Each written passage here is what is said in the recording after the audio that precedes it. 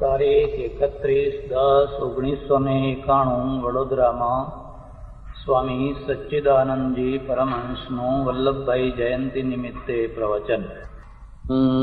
નમઃ શાંતાય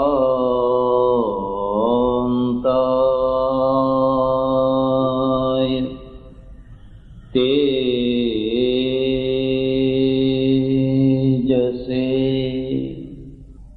આજની સભાના પ્રમુખ સ્થાને બિરાજેલા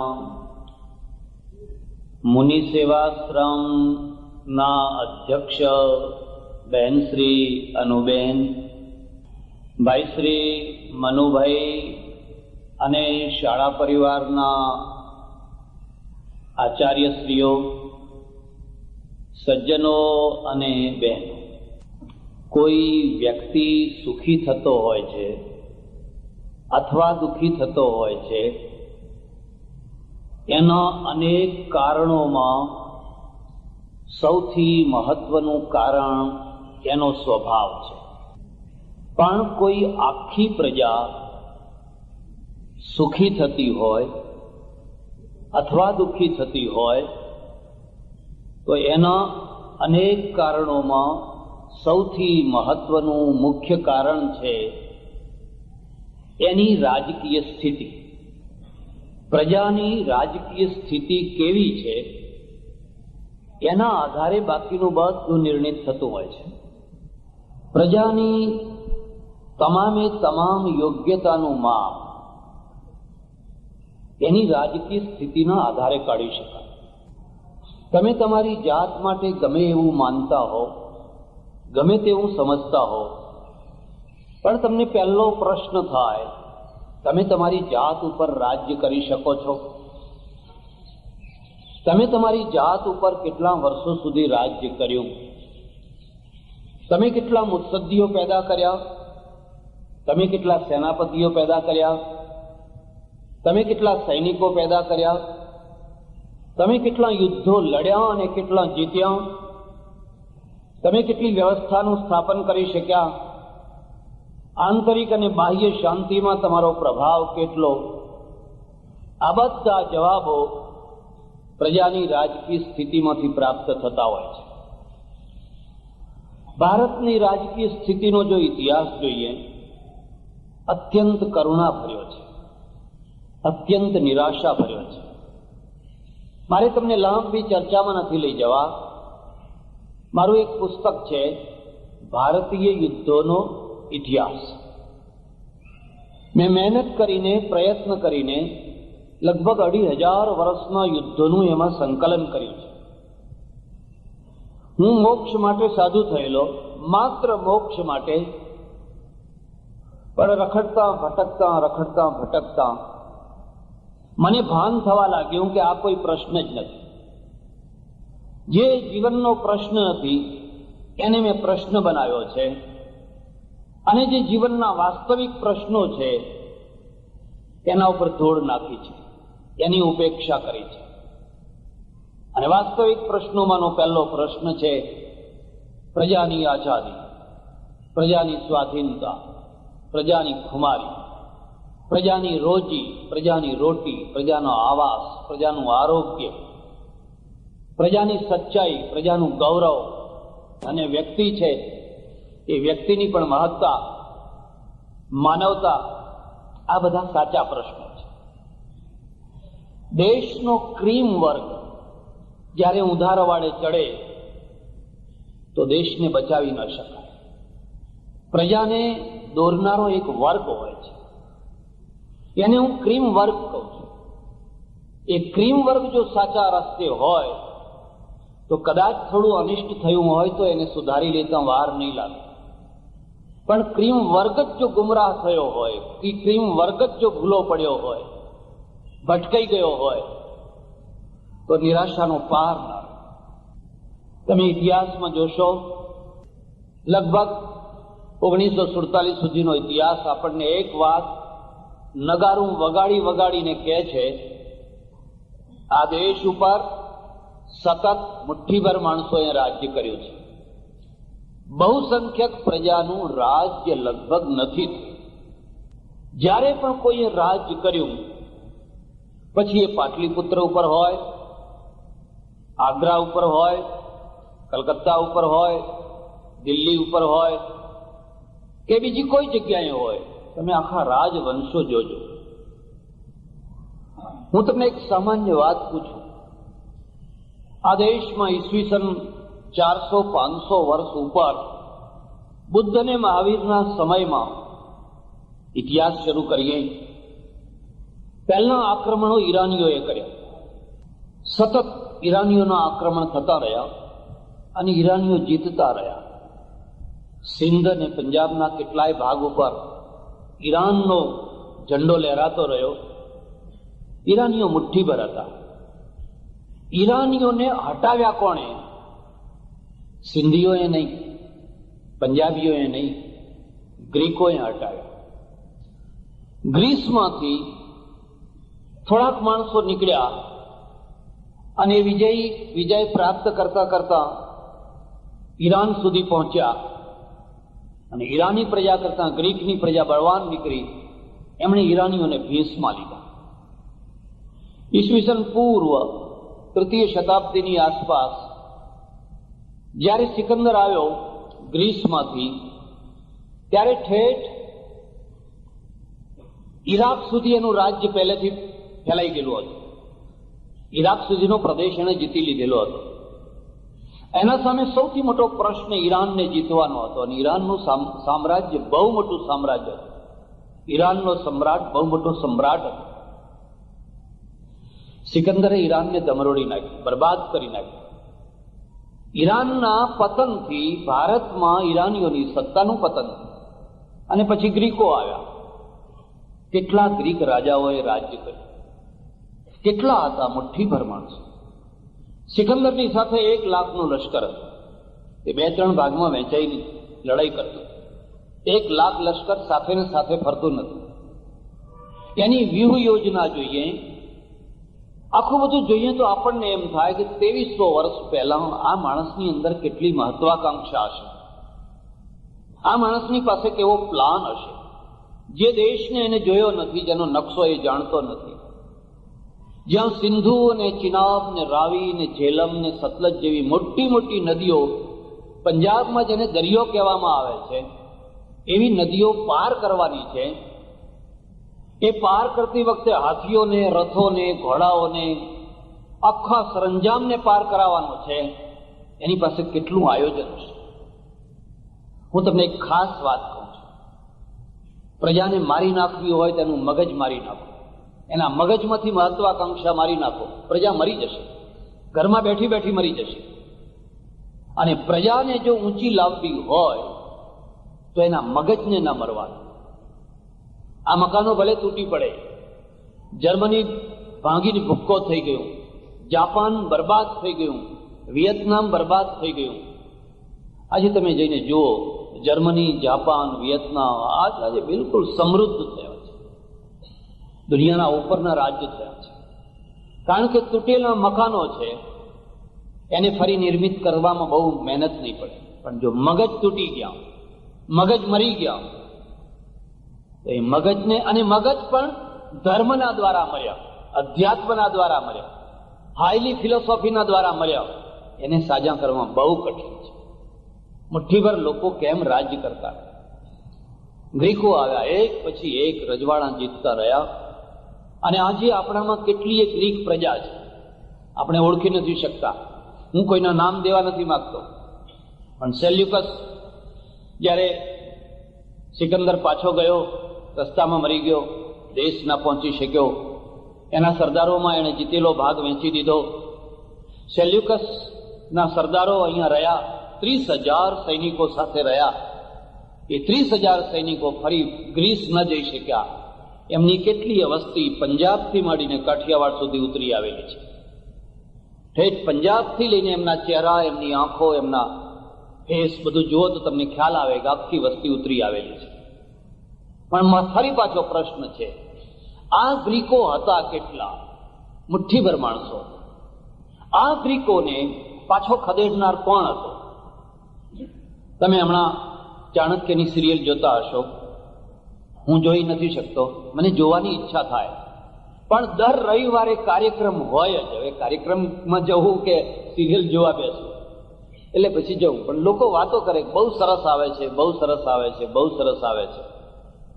હું એમ માનું છું કે આ દેશમાં જેટલા વાસ્તવવાદી પુરુષો થયા, વાસ્તવવાદી, આકાશી નહીં, તરંગી નહીં,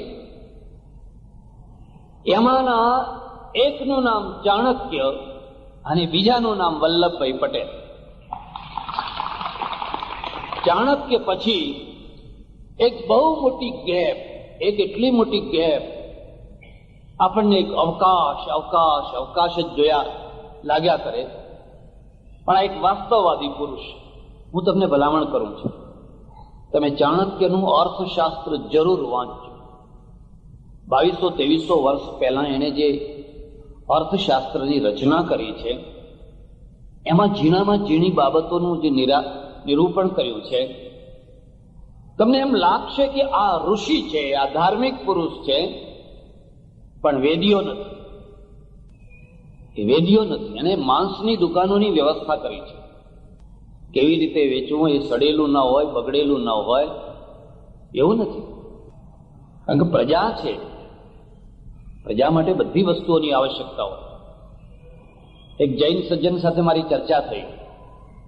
મેં એમને કહ્યું કે જો હું અમદાવાદનો મેયર બનું તો મારા વૈરાગ્યને, મારા વિચારોને એક તરફ રાખીને મારે આ વ્યવસ્થા કરવી જોઈએ.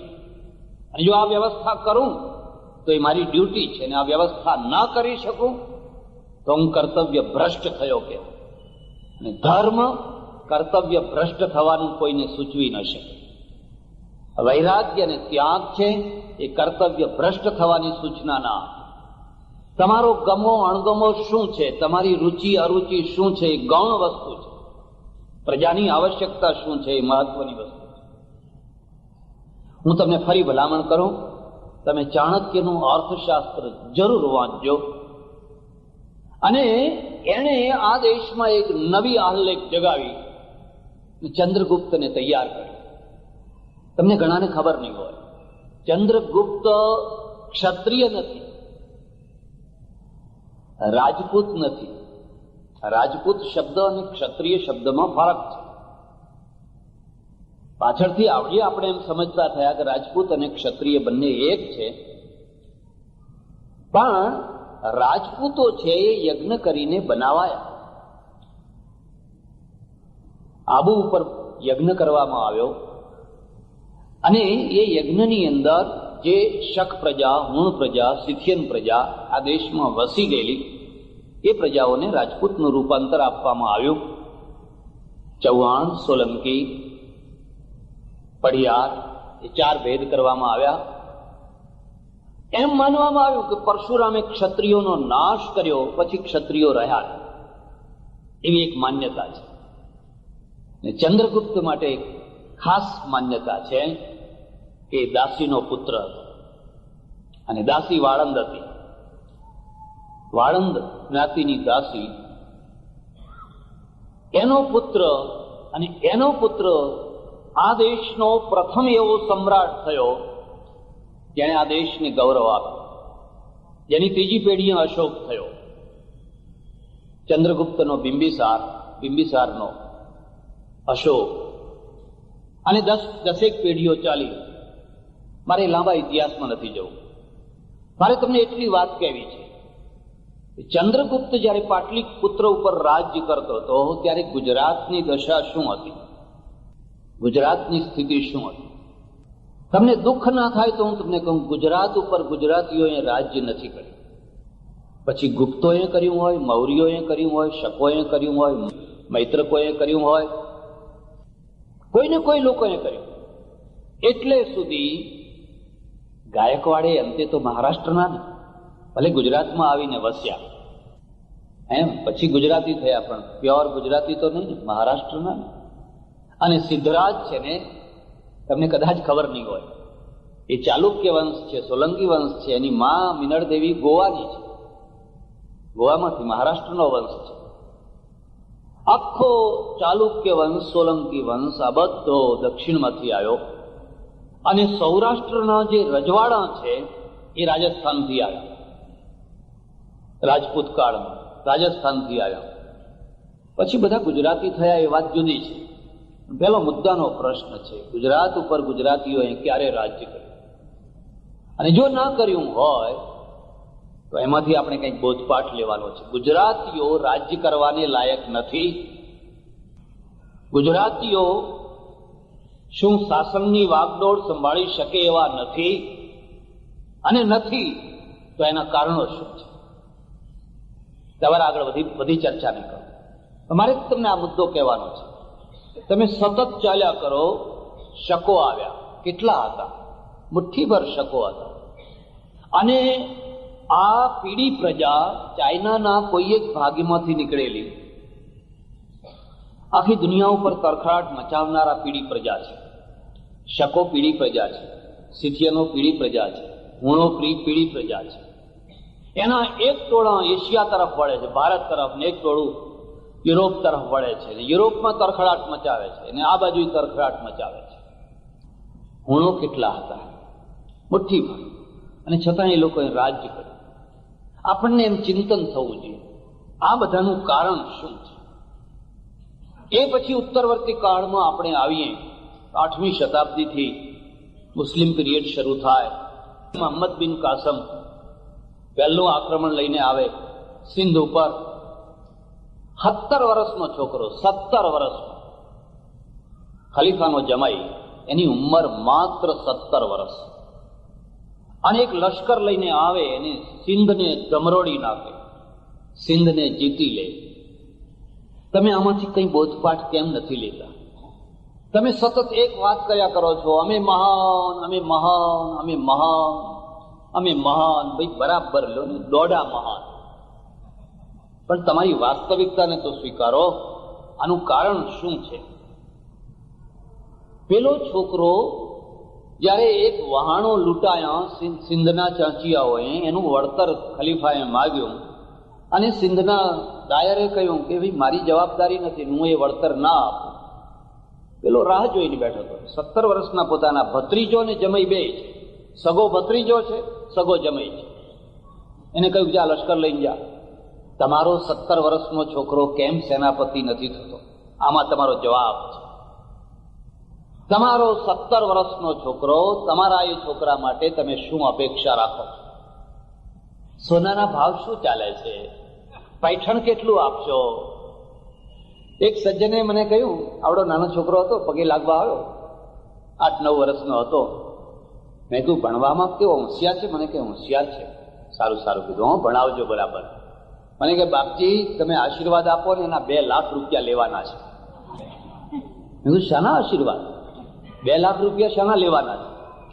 મને કે એને ડોક્ટર બનાવીને 2 લાખનું પૈઠણ લેવાનું છે, એમાં મારા આશીર્વાદ પાછા જોયા. પ્રજા મહાન ક્યારે થતી હોય છે? 17 વર્ષનો છોકરો જીતીને ચાલ્યો ગયો. અને એમાં શું કારણ? શું કારણ? એવું પ્રજામાં વિખવાદ. રાજા બ્રાહ્મણ છે, રાજા બ્રાહ્મણ છે, મંત્રીઓ બૌદ્ધ છે અને પ્રજા શુદ્ર છે. અને ત્રણેયનો મેળ નથી. ત્રણેયનો મેળ નથી. શુદ્રો પીસાય છે, કચરાય છે. બૌદ્ધો અને બ્રાહ્મણોનો વિખવાદ છે. મંત્રીઓ બૌદ્ધો છે, એટલે ફૂટી ગયેલું છે. અધૂરામાં પૂરું. એક માન્યતાએ કામ કર્યું. પેલી માતાની જે ધજા છે, એ ધજા જ્યાં સુધી ફરકતી રહેશે, અમારા રાજાને કોઈ આંચ આવવાની નથી. શત્રુ પક્ષને ખબર પડી ગઈ. આ જે સિંધના લશ્કરનો જે જુસ્સો છે, એ જુસ્સાનું મૂળ કારણ પેલી ધજા છે.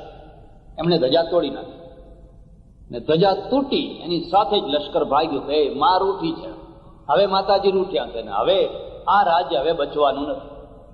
બહુ સરળતાથી જીતાઈ છે, બહુ સરળતા. અહમદ બીજી વાર આવ્યો, બીજી વાર જીતી ગયો. બીજી વાર ખલીફાએ એને મારી નાખ્યો, બકરાના ચામડામાં સીવીને એને ગુંગળાવીને મારી નાખ્યો. બધી લાંબી કથા મારે તમને કહેવી નથી. હું તો તમને એટલું કહું છું, તમે ઇતિહાસમાં રસ લેતા થાઓ એટલે તમને દર્પણ મળે કે આ આપણી વાસ્તવિકતા છે, આ શું કારણ છે. અને આ પછી ધીરે ધીરે ધીરે ધીરે ધીરે ધીરે અહીંયા આક્રમણો શરૂ થયા. મુઠ્ઠીભર માણસો આવ્યા. પહેલી ગાદી જ્યારે સ્થપાઈ, શાહબુદ્દીન ઘોરી કેટલા હતા એ લોકો, મુઠ્ઠીભર માણસો આખા દેશ ઉપર, સુલતાનો, મોગલો, મુઠ્ઠીભર માણસો.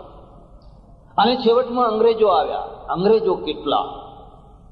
30,000 અંગ્રેજોએ 33 કરોડ ભારતીયો ઉપર રાજ કર્યું.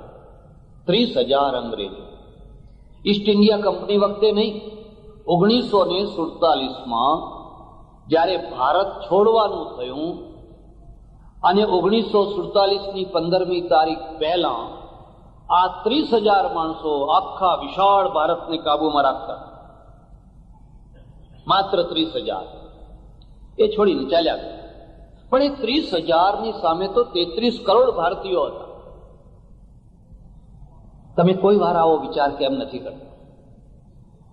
અંગ્રેજોના સમયમાં કુંભ મેળો ભરાયો અને કુંભ મેળામાં લાખો માણસો આવે. અત્યારે તો 2-3 કરોડ માણસો આવે છે. હું તમને ભલામણ કરું છું, ભલા થજો ના જજો. એટલા માટે હું કહું છું કે અગવડની કોઈ સીમા નથી. કોઈના હાડકાં તૂટે, કોઈના પગ તૂટે, કોઈનું કાંઈ થાય, કોઈનું કાંઈ થાય, વ્યવસ્થા રાખી શકાતી નથી. માણસો ધસારો કરીને તૂટી જાય છે. 50 લાખ અંગ્રેજોના સમયમાં 50 લાખ માણસ ભેગું થયેલું. એનો જો મેળાનો ઇન્ચાર્જ ઓફિસર હતો અંગ્રેજ, ઘોડા ઉપર બેઠો બેઠો જોયા કરે, ધ્રુજી ગયો. 50 લાખ જો અમારા ઉપર એક આંગળી મારે ને તોય અમે મરી જઈએ. આટલા માણસો, આ મેળો કેન્સલ કરવો જોઈએ, ફરી ભરવા ના દેવો જોઈએ. પણ એને જોયું, નિરીક્ષણ કરીને જોયું, નહીં વાંધો નહીં આવે. આ પ્રજા ગમે એટલી ભેગી થાય તો કશો વાંધો નહીં આવે. કારણ કે એને જોયું કોઈ જગ્યાએ એકતા જ નથી, સરવાળો જ નથી. એક માણસના હાથમાં પંચીઓ છે, ધોતિયો છે, હર ગંગે બૂમો પાડે છે, મારે છે કોણીઓ બીજાને, કોઈ ડોશીને, કોઈ ડોસાને, કોઈ ગબડાવે છે. બસ હું જાઉં નવ. અને પલળેલા કપડે, એમને ભીંજાયેલા કપડે બહાર નીકળે છે, કોણીઓ મારતો મારતો. એક જ ઈચ્છા છે કે હું નાયો, બસ. એની બીજી કોઈ પરવા નથી, કોઈ વ્યવસ્થા નથી, કોઈ યુનિટી નથી, કોઈ વ્યક્તિગત લક્ષ્ય સિવાય કોઈ લક્ષ્ય નથી.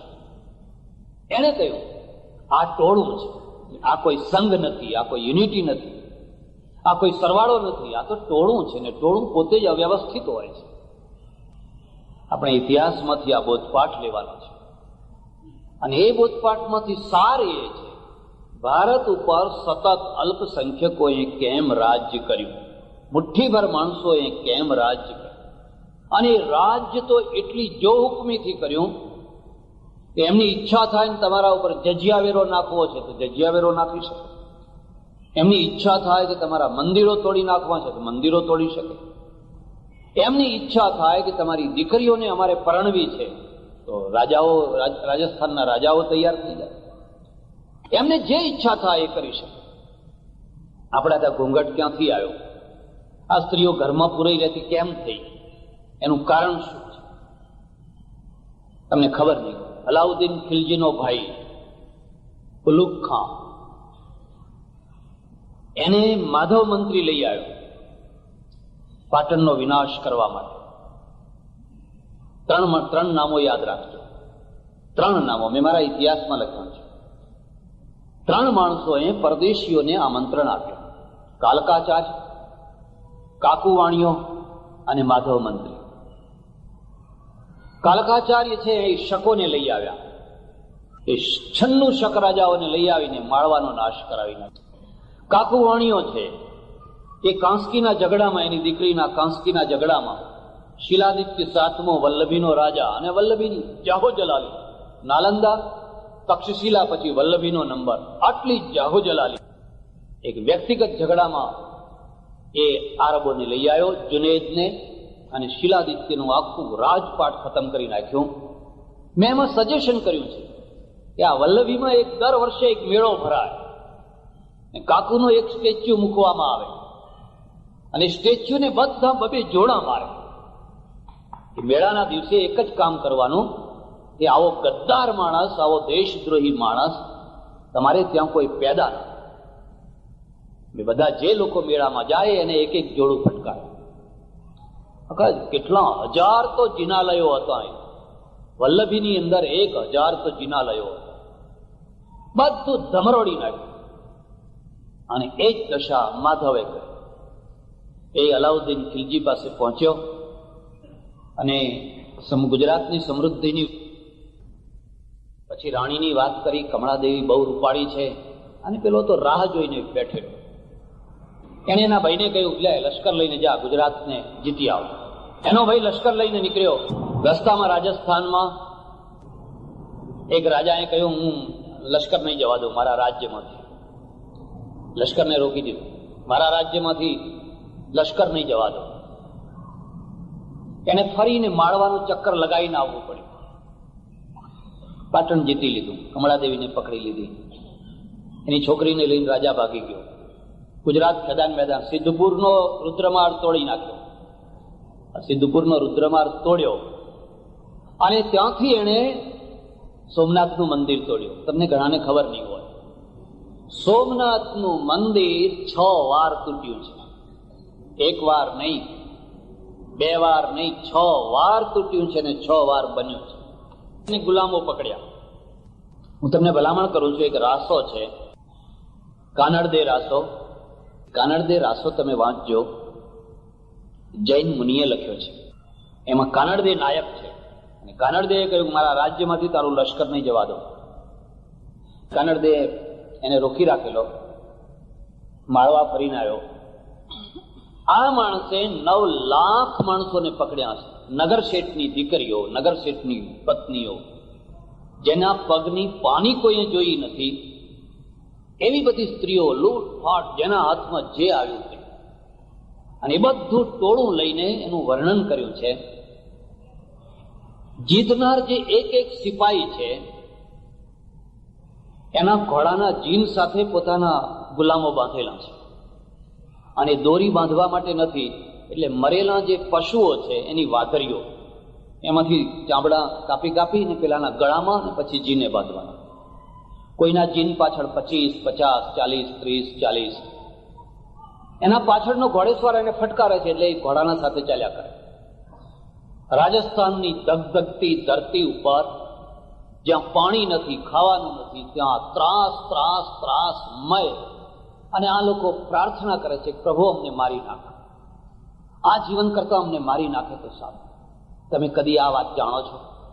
ગુરુ ગોવિંદસિંહે જે લખ્યું છે તમે જાણો છો? એથી માર પઈ જગ મેં, ગુરુ ગોવિંદસિંહે લખ્યું છે કે મેં મારી નજરે જોયું કે ઓહો, એટલો અત્યાચાર, એટલો જુલમ, એટલી બધી સજાઓ કરવામાં આવે. કોણ? કોઈ સામું જ થતું નથી. કોઈ સામું થનાર નથી. અને આ સ્ત્રીઓ ને આ પુરુષો રાત દિવસ કરગરીને કહે છે, અમને આમાંથી છોડાવવા, નરકમાંથી છોડાવવા. આ બધા વેચાવાના છે, ગુજરીમાં જેમ ઢોરા વેચાય એવી રીતે. એકવાર મોહમ્મદ ગજની 55,000 ગુલામ અહીંથી પકડીને ગયેલો. અને એને ગજનીમાં જયારે ગુજરીમાં મૂક્યા તો 4 આનામાં સ્ત્રીઓ વેચાયેલી. 4 આના એટલી સસ્તી થઈ ગઈ. તમને આ ખબર છે? તમે ઇતિહાસને જાણો છો? ઇતિહાસમાંથી કંઈ બોધપાઠ લેવા માંગો છો? અને પછી આ ઉલુગ ખાને નક્કી કર્યું કે હવે મારે કાનડદેને દંડ આપવો. મને આવતી વખતે એને જગ્યા નથી આપી. વળતા કાનડદે ઉપર હુમલો કર્યો. કાનડદે પછી લડ્યો, ખૂબ લડ્યો. કાનડદે રાસો વાંચજો. અને આ બધા ગુલામોને છોડાવી મૂક્યા, બધાના બંધનો કાપી નાખ્યા. પણ એ મરાયો, એ શહીદ થયો, વીર થયો. આવા તો ઇતિહાસના પાનેના પાના ભરેલા છે, પાનાના પાના. અને ત્યારે મારા મનમાં એક ફરીને પ્રશ્ન થાય, પેલો મોક્ષ હું એકલો જઉં, કોઈ મોક્ષશિલા, કોઈ બ્રહ્મરૂપમાં એક રૂપ થઈને આનંદ અનુભવું, અને આ મારો દેશ, મારી પ્રજા જે મને રોટલો આપે છે, જે મને વસ્ત્ર આપે છે, જે મને માળા પહેરાવે છે, જે મને મહાપુરુષ કહીને સંબોધન કરે છે, જે મારા પગની ધૂળ લે છે, એને હું અંધારામાં રાખીને જાઉં? બસ તમે મહાન સારંગી વગાડો ને બધા ખુશ થઈ જાઓ, આવું કહી અને આ ઊંઘતી પ્રજાને વધારે ઊંઘ આપવાનું કામ કરીને જાઉં? તો મારા જેવો કોઈ કૃતજ્ઞ માણસ નહીં હોય, તો મારા જેવો કોઈ કર્તવ્ય ભ્રષ્ટ માણસ કોઈ નહીં હોય. અને એટલે મારે એક જ કામ કરવું, લોકોને ગમવું કે ના ગમવું, જે વાસ્તવિકતા છે, જે સચ્ચાઈ છે, એની લોકો આગળ રજૂઆત કરવી. આજ નહીં તો કાલ, કાલ નહીં તો પરમ દિવસે, કોઈને કોઈ દિવસે આ લોકો વાતને સમજશે. માણસની એટલે પ્રજાના બધા સુખોનું કેન્દ્ર એની રાજકીય સ્થિતિ છે. અને રાજકીય સ્થિતિ, તમે ગાંધી મૂવી જોયું હશે, ફર્સ્ટ ક્લાસમાં બેસી ન શકો, તમે ફેંકી દીધા ગાંધીજીને. કલકત્તામાં એક રોડ હતો, એ રોડ ઉપર કોઈ ભારતીય માણસ જઈ ન શકે. એક પુલ હતો, એ પુલ ઉપર કોઈ જઈ ન શકે. બસ તમે તમારા દેશમાં પણ પડી ના, આ મોહલ્લામાં તમે આવી ન શકો, તમે આમ ના કરી શકો. કેમ? બસ ખાઓ પીઓ ને પડ્યા રહો, મજા કરો. તમે ખાનારી પ્રજા, પેટ ભરનારી પ્રજા, રાજ્ય ના કરી શકો. રાજ્ય કરવા માટેની લાયકાતો જુદી હોય છે.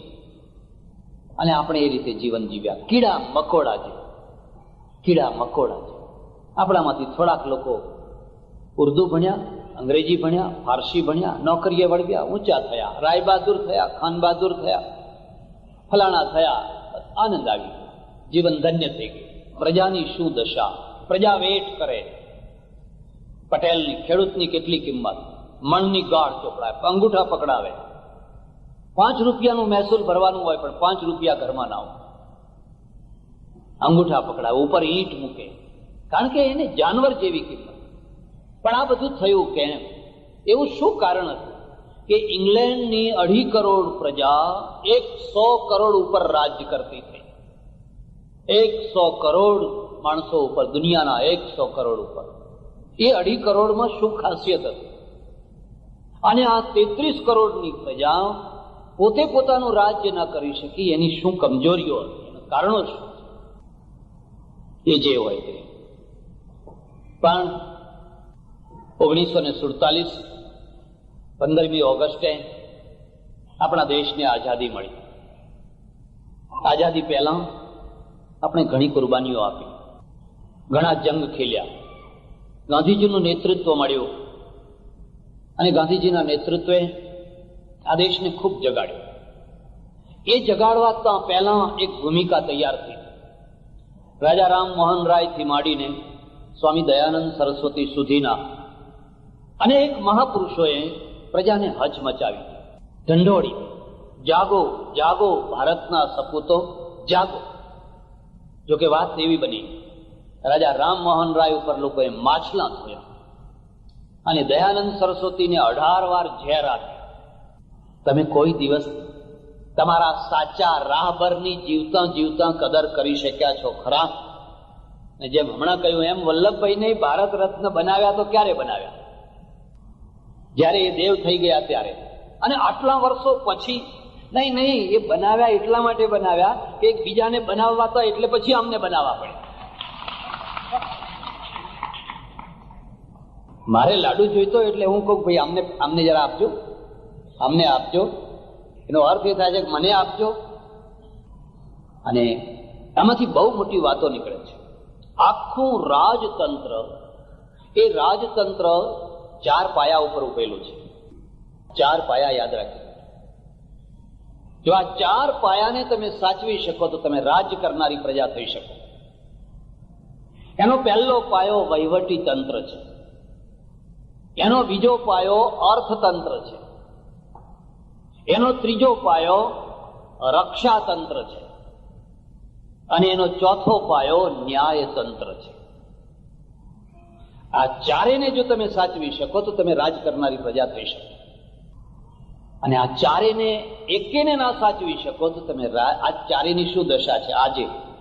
હવે તો અંગ્રેજો નથી ને, હવે તો મોગલોય નથી ને, હવે તો કોઈ શકોય નથી ને, હુંડોય નથી ને, હવે તો આપણે જ છીએ ને. આ ચારેની દશા શું થઈ છે? વલ્લભભાઈએ એક બહુ સરસ વાત કહેલી. એચ.એમ. પટેલે મને વાત કરી. મને કહે, વલ્લભભાઈએ એક વાર મને કહ્યું, જો એચ.એમ., બહુ મોટી પોસ્ટ ઉપર, બહુ મોટી જગ્યા ઉપર કદી પણ બહુ નાના માણસને ના મૂકશો, નહીં તો એ મોટી જગ્યા છે ને, એ એટલી મોટી અનર્થકારી થઈ જશે. જ્યાં 50 હોર્સ પાવર મોટરની જરૂર છે ત્યાં તમે 2 હોર્સ પાવરની મોટર મૂકીને તમે સારા પરિણામ નહીં લાવી શકો. હું જે તમને કહી રહ્યો છું એનો અર્થ કોઈ નાતજાત સાથે સંબંધ નથી, કોઈ એનો ઉલટો અર્થ ના કરતા. હું કોઈ ખાસ સંદર્ભમાં નથી બોલતો, પણ હું માત્ર ગુણલક્ષી વાત કરું છું. જ્યાં જે પ્રકારના માણસની જરૂર હોય, કે હિન્દુ હોય કે મુસ્લિમ હોય કે કોઈ હોય, ગમે તે નાતનો પણ એને લાયક હોય તો જ એને મૂકજો. વહીવટી તંત્ર કથળે છે ક્યારે? ત્યારે બહુ ઊંચી જગ્યા ઉપર બહુ નાના માણસો બેસાડી દેવામાં આવે છે. ત્યાં રાજા હતો, એને રાણી બહુ વાલી, અને રાણી વાલી હોય એ બરાબર છે, દાંપત્ય જીવન છે, બંને એકબીજાને વાલા લાગે, એમાં કઈ ખોટી વાત નથી. પણ હું તમને એક ખાનગીમાં સલાહ આપું છું, આ બહેનો સાંભળે નહીં એવી રીતે. વાલનું કેન્દ્ર છે ને એને અહીં સુધી રાખજો, માથા ઉપર ના ચડાવશો, નહીં તો એ ડૂબાડી દેશે. જો અહીં સુધી રાખશો તો તારશે, જો એને માથા ઉપર ચડાયું તો એ ભારે થઈને તમને ડૂબાડી દેશે. પછી એ છોકરો હોય એ ગમે તે, એ રાણી છે ને એ પોતાના વાલનો બોનસ લેવા માંગે. રાત દિવસ રાજાને પંચિંગ કરે, આ દીવાન રાખ્યો છે, 5,000 પગાર આપો છો, એ 5,000 દીવાનને પગાર આપો છો, એના કરતા મારા ભાઈને દીવાન બનાવો ને, મારા ભાઈને દીવાન બનાવો ને. એ રાજા ડાયો હતો, એને કહ્યું બરાબર છે, તારા ભાઈને દીવાન ના બનાવાય, એ તો જેની જગ્યાએ જે બેસતો હોય એને બેસાડાય. નાના એમ કે એમાં શું મોટી વાત હતી? બસ જ્યારે જુઓ ત્યારે માથું ખાઈ જાય, મારા ભાઈને દીવાન બનાવો ને, મારા ભાઈને દીવાન બનાવો ને. ઘર ક્યારે તૂટતું હોય છે? તમારા સંસારની વાત કરું છું. જ્યારે તમારા ઘર ઉપર પિયર ફરી વળતું હોય છે ત્યારે નોટ કરજો. તમારા ઘર ઉપર પિયરનું માન હોવું જ જોઈએ, પિયરની મર્યાદા હોવી જ જોઈએ. પણ પિયરનો અર્થ એવો નથી કે પછી આ સાસરા ઉપર પિયર જ આવીને બેસી જાય બધું આખું. ને ઘણા બિચારા રાજા એવા હોય છે, ન માં એવા હોય છે, ખલાસ ડૂબી જાય. રાજાએ જોયું કે આ રાણી જીવ ખાઈ ગઈ, હવે શું કરવું? પેલો એનો ભાઈ આવ્યો, એટલે રાણી બેઠેલી ને રાજાએ કહ્યું કે આજ મને આખી રાત ઊંઘ ના આવી, જરા તપાસ કરો ને, કઈ કૂતરા ભસતા હતા, જરા બાજુમાં જઈને જોયા હોય ને કેમ કૂતરા ભસતા હતા, તપાસ કરો ને. રાણીએ એના ભાઈને કહી રાખેલું, જો મારે તને દીવાન બનાવવો છે, કે તું રાજાનું એવું ઝડપથી કામ કરજે, એટલું વ્યવસ્થિત કામ કરજે કે જેથી રાજા તારા ઉપર પ્રસન્ન થાય. દીવાન પેલો એનો ભાઈ તો દોડ્યો, જઈને તપાસ કરીને આવ્યો, અને આવીને કે છે એ તો કૂતરી વિયાણી છે ને એટલે ભસતી હતી. હા બરાબર, સાચું સાચું. કૂતરીને કેટલા બચ્ચા છે જરા જોયા હો ને. એમ ફરી દોડ્યો, પાછો આવ્યો, 7 છે, 7. સારું સારું. એમાં કૂતરા કેટલા છે ને કૂતરીઓ કેટલી છે જરા તપાસ કરી આવો ને. ફરી દોડ્યો પાછો, એમાં 3 કૂતરા છે ને 4 કૂતરીઓ છે. સારું સારું સારું. એમાં લાલ કેટલા છે, ધોળા કેટલા છે, કાબરા કેટલા છે જરા તપાસ કરી આવો ને. ફરી દોડ. રાણી ખુશ ખુશ છે, મારો ભાઈ કેવો દોડી રહ્યો છે, કેટલું ઝડપથી કામ કરી રહ્યો છે. બરાબર, બેસો. થોડીક વાર થઈને દીવાન આવ્યા, અને દીવાનને કહ્યું આજ મને ઊંઘ ના આવી, કઈ કૂતરા ભસતા હતા, જરા તપાસ કરો ને શું થયું છે. દીવાન જઈને આવ્યો, આવીને કહ્યું એક કૂતરી વિયાણી છે. કેટલા બચ્ચા છે? તો 7 છે. કેટલા કૂતરા? બધું જે પૂછ્યું એ બધું. એટલે પેલા રાજાએ રાણીને કહ્યું, જો આના 5,000 એટલા માટે આપું છું કે આ એક જ ફેરામાં બધું કામ કરે, અને તારા ભાઈને તું કહેતો પટાવાળામાં રાખી શકું, કારણ કે ધક્કા ફેરા કરવા માટે. એટલે પેલી રાણી છે ને ચીડાઈ ગઈ. તો તમારે પહેલેથી કહેવું જોઈએ ને, હવે જો ભૂલ થાય તો કહેજો, એમ કે હવે જો ભૂલ થાય તો કહેજો, એક જ ફેરામાં બધા કામ કરાવવા તો પહેલે તમારે કહેવું જોઈએ. હવે બન્યું એવું એ રાજા માંદો પડ્યો, જરા સિરિયસ મંદવાડ આવી ગયો. એટલે પેલી રાણી છે ને બેઠેલી ને રાજાએ કહ્યું તમે તાબડતોબ જાઓ ને વૈદ્યને બોલાવી આવો. આ વૈદ્યને બોલાવવા ગયા તો રસ્તામાં વિચાર કર્યો કે પહેલા આમના દાદા પણ માદા પડેલા, ત્યારે વૈદ્યને બોલાવવા કોઈ ગયેલું, પછી પાછા દેવ થઈ ગયેલા, એટલે પછી મંત્રીઓને કહેવા જવું પડેલું, લાકડાની વ્યવસ્થા કરવી પડેલી, આ બધું 3-4 ધક્કા થયેલા અને પાછા આ લોકો કહે છે કે તમે એક ફેરામાં બધા કામ કરતા નથી, એટલે એને તો એક જ ફેરામાં બધા કામ કરી નાખ્યા. પેલા વૈદ્યને કહ્યું ચાલો ને, રાજા બીમાર થઈ ગયા છે. નગર શેઠને જઈને કહ્યું કે રાજા દેવ થઈ ગયા છે. દિવાનને ફલાણાને બધાને કહ્યું.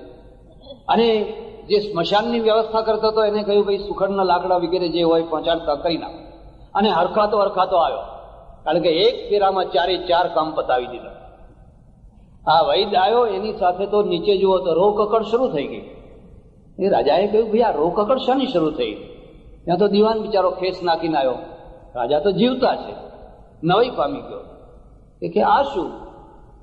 રાણીએ કહ્યું તમે નતું કહ્યું કે એક ફેરામાં 4 કામ કરવાના, મારા ભાઈ 4 કામ કરીને આવ્યા છે. ત્યારે રાજા કહે કે આવા માણસને તો પટાવાળામાં ના રાખો. મારી ભૂલ એટલી થઈ ગઈ કે આવા માણસની બેનને મેં રાણી બનાવી દીધી. વહીવટી તંત્ર એ રાજતંત્રનો પહેલો પાયો છે. રાણી વાલી હોય તો એને સાડી અપાય કે એના ભાઈને કઈ ડીએસપી ના બનાવી દેવાય, એના ભાઈને કઈ કલેક્ટર ના બનાવી દેવાય, એના ભાઈને કઈ કોઈ મોટો ચાર્જ ના આપી દેવાય. એટલે તમે વલ્લભભાઈ પાસેથી જો કઈ વસ્તુ શીખવી હોય તો એ શીખજો કે એમની પાસે ભારતનું આખું વહીવટી માળખું તૂટી પડ્યું. ફ્રીડમ એટ ધ મિડનાઇટ પુસ્તક વાંચજો તમે, એમાં એ લખે છે કે આખું માળખું તૂટી પડેલું. એ વખતે અમને ગૃહમંત્રી બનાવવામાં આવ્યા. ત્યારના ગૃહમંત્રી ને આજના ગૃહમંત્રીમાં ઘણું અંતર છે. એ વલ્લભભાઈ ગૃહમંત્રી થયેલા એ પ્રધાનમંત્રીની કૃપાથી નહીં થયેલા, પોતાની લાયકાતથી. એ પ્રધાનમંત્રીની તાકાત નહીં કે એમને ફેંકી શકે, એ તો પ્રધાનમંત્રી થવાની જગ્યાએ હતા. પણ ગાંધીજીનું મન રાખવા માટે બરાબર છે, એટલે પોતાની યોગ્યતાથી થયેલા. અને જેવી લગામ હાથમાં આવી ને એને જે કુશળતાથી, જે મક્કમતાથી, એક તરફ હિન્દુસ્તાન પાકિસ્તાનના ઝઘડા, હિન્દુ મુસલમાનના ઝઘડા, ચારે તરફ મારો મારો, કાટો કાટો, અશાંતિ અશાંતિ અશાંતિ, નિજામ હૈદરાબાદનો પ્રશ્ન, જુનાગઢનો પ્રશ્ન, કાશ્મીરનો પ્રશ્ન, આ બધા પ્રશ્નો માથાના દર્દ સમાન. અંગ્રેજ ઓફિસરો કંટ્રોલ નહીં, એ જૂના બધા આઈસીએસ ઓફિસરો, એ બધી સ્થિતિવાળા માણસો. પણ આ માણસે એટલી મક્કમતાથી આખી વસ્તુને સંભાળી અને એમણે જોયું રાત નાની છે, વેશ ઘણા કાઢવાના છે, મારે કઈ ધીરે ધીરે કામ કરે કામ થવાનું નથી. ના કરો તો એ કશું થઈ ના શકે. તમે કાલજ્ઞ છો, તમે કાલજ્ઞ. 1 મિનિટ આવતી હોય છે. રસોઈ બનાવનારને પૂછવું હોય, ચાસણી બનાવે ને એની 1 મિનિટ આવતી હોય, અને એ મિનિટે જો મોહનથાળનો પેલો લોટ નાખ્યો તો મોહનથાળ, અને જો મિનિટ ચૂક્યા અને જો પેલો નાખી દીધો તો ખબર નહીં રબડું થાય કે શીરો થાય કે શું થાય ખબર નહીં, અને પછી નાખો તો દાંત તોડી નાખો. એની 1 મિનિટ આવતી હોય. વેપારીને પણ 1 મિનિટ આવતી હોય છે. અને એ બધી મિનિટોના તો થોડા નુકસાન. મોહનથાળ બગડ્યો તો બગડ્યો, 5 કિલો 10 કિલો 15 કિલોનો બગડ્યો, પણ અહીંયા તો આખો દેશ બગડી જાય જો એ મિનિટને ચૂકી જાવ તો. વલ્લભભાઈની પાસેથી કોઈ શીખવા જેવી વસ્તુ હોય તો 2 વસ્તુઓ છે. એક તો એ પટેલ જ્ઞાતિમાંથી આવ્યા, અને પટેલ જ્ઞાતિનું એના પહેલા કોઈ રાષ્ટ્રીય માળખું નહીં, રાષ્ટ્રીય પૃષ્ઠભૂમિ નહીં. ગાયકવાડના પટેલો જુદા, ગાયકવાડી રાજ્યના પણ 5 ગામના પટેલો જુદા. 5 ગામ કે 12 ગામના પટેલોને બાદ કરો તો એ સિવાયના પટેલોનું સ્વરૂપ જુદું. કાઠિયાવાડના પટેલો જુદા, દરબારો અને નવાબોના ત્યાંના પટેલો જુદા. એટલે આ 5 ગામના પટેલો એમનું નામ જ પટેલ. એ તો સયાજીરાવ ગાયકવાડના કારણે ગાયકવાડી સ્ટેટમાં લોકો ભણ્યા, થોડા આગળ આવ્યા, એટલે એ પહેલા આગળ આવ્યા. પણ જે પટેલોનો વિશાળ વર્ગ આખા ગુજરાતમાં, આખા ભારતમાં સૌથી વધારે કાળી મજૂરી કરનારો, મહેનત મહેનત ને મહેનત, અને સૌથી વધારેમાં વધારે શોષણનો શિકાર, એને બધા જ ચૂસે. એને બ્રાહ્મણ એ રીતે ચૂસે કે જ્યારે જુઓ ત્યારે એને શનિ નડે, મંગળ નડે, રાહુ નડે, કેતુ નડે, અભણ ભણેલો નથી, એને 12મું કરવું પડે, ગરુડ પર્વત આવે, આ કરવું પડે, તે કરવું પડે, ઊંચો જ ના આવે, ઊંચો જ ના આવે. હવે ગામમાં 2 ઘરવાણિયા ના હોય, 2 ઘરવાણિયા, અને આખા ગામની ચોટી એના હાથમાં હોય, અને એ ચોપડે નહીં, એ ચોપડા ઉપર એને લૂંટ્યા કરે. હું બનાસકાંઠામાં ગયો પહેલી વાર, અને મેં જે ત્યાંનું દૃશ્ય જોયું, આજે બદલાઈ ગયું દૃશ્ય. સારું વર્ષ આવ્યું હોય ને સારા વર્ષમાં 5000 રૂપિયા પટેલ પાસે વધ્યા હોય તો એ વધેલી રકમ વેપારીના ત્યાં જમા કરવા જાય. મારી રાખવાની જરા સાચવજો. ને પેલો શું કે ના રખાય, આ તો જોખમ કહેવાય, આ ના રખાય અમારા હશે હશે એમ કે હવે મારે ત્યાં વપરાઈ જાય, તમે રાખો. પછી એ રાખવાના પૈસા લે, 5000 રાખવાના ઉપરથી પૈસા લે, અને એ 5000 બીજાને પાછો ધીરે. એટલે રાખવાના લે અને આપવાના લે. એક માણસ આવ્યો કોળી, એને અમે 20 કિલો અનાજ આપીએ અમારા રાહત કેન્દ્રમાંથી. મારી પાસે આવીને રડું રડું થઈ ગયો. મને કે મને 2 મહિનાનું અનાજ ભેગું આપો, 40 કિલો. મેં કહ્યું કેમ ભાઈ 2 મહિનાનું કેમ? બાકી બાપુ ગમે એમ કરો પણ મને આવતા મહિને લેવા નહીં આવો, પણ મને 2 મહિનાનું અનાજ ભેગું આપો. મેં એને બેસાડ્યો, એનો ચહેરો મેં જોયું કે આ માણસ કંઈક અંદરથી બહુ દુઃખી છે. તારો શું પ્રશ્ન છે મને કે? મને કે બાપુ કહેવાય એવી વાત નથી, મેં બહુ મોટું પાપ કર્યું છે અને તમારા આગળ વાત થાય એવી નથી. પણ મેં કહું કે છે શું પાપ કર્યું? મારા છોકરા ભૂખ્યા હતા, ખાવાનું ઘરમાં કશું હતું નહીં, એટલે મેં મોર માર્યું. પેલું મોર હોય ને, મેં મોર માર્યું અને હું પકડાઈ ગયો. ગામના શાહુકારો પાસે મને લઈ ગયા, અને શાહુકારોએ મારો દંડ કર્યો કે 40 કિલો અનાજ છે એ તારે પારેવડાને નાખી દેવાનું. એટલે આ 40 કિલો અનાજ છે એ મારા છોકરા માટે નથી લઈ જવાનું, મારે પારેવડાને નાખવાનું. અને જો હું આ 40 કિલો અનાજ પારેવડાને નહીં નાખું તો અમારા ગામમાં મારો બધો વ્યવહાર બંધ થઈ જશે, આખો વ્યવહાર મારો બંધ થઈ જશે. એટલે મને ગમે એમ કરીને તમે 40 કિલો અનાજ આપો. હું વિચારમાં પડી ગયો. એક માણસ ભૂખ્યો માણસ મોર મારે એ મને ગમે છે, કોઈ જીવની હિંસા થાય એમાં હું સમર્થન નથી કરતો, પણ જેને આ ન ગમતું હોય એને એ પણ જોવાનું કે એના છોકરા ભૂખે બેઠા હોય તો એને અનાજ પહોંચાડવું પડે. તમારી એ પણ જવાબદારી છે એને કઈ પરિસ્થિતિમાં આ કામ કર્યું. સારું ચાલો, આ તો એને માર્યું, એના 40 કિલો દંડ થયો એ બરાબર થયું. પણ કોઈ વિધર્મીએ આ કામ કર્યું હોત તો તમે દંડ કરવાના હતા? એ જ ગામમાં અંગ્રેજો રહેતા, મેં અંગ્રેજોના બંગલા જોયા, એ રણમાં અંગ્રેજો રહેતા, કોઈ દિવસ બદલી માટે ના જાય, લાગવગ ના લગાવે. એ ઠંડા પ્રદેશનો, બરફના પ્રદેશનો માણસ અહીંયા 118 ગરમી, ધગધગતી ગરમીની અંદર એને મૂક્યો હોય, એ 2 વર્ષ 1 વર્ષ એની ડ્યુટી હોય ત્યાં સુધી બરાબર રહેવાય. આપણે શું કરીએ? તરત જ મનુભાઈને પકડી, મને પકડે કે તમારે ફલાણા મંત્રીને બહુ ઓળખાણ છે, શું કરશો? એક ચિઠ્ઠી લખી આપો ને. બેમાં ફરક સમજાય? કેટલો મોટો ડિફરન્સ છે. અને વાત કરે કે આ અંગ્રેજોના બંગલા અહીં રહેતા એ લોકો, અને પહેલું કામ કરે કે આખા ગામની અંદર 2-3 દિવસ સુધી ઢોલ વગાડીને જાહેરાત કરાવે કે કોઈનું કૂતરું અમારા કમ્પાઉન્ડમાં આવે નહીં, અને જો આવશે તો અમે એને મારી નાખશું. એ 3 દિવસ સુધી એ ઢોલ વગડાવે. પછી જે કૂતરું જાય એને ફેર દઈને ઉડાડી. કેટલા કિલો પારેવડાને નખાવતા?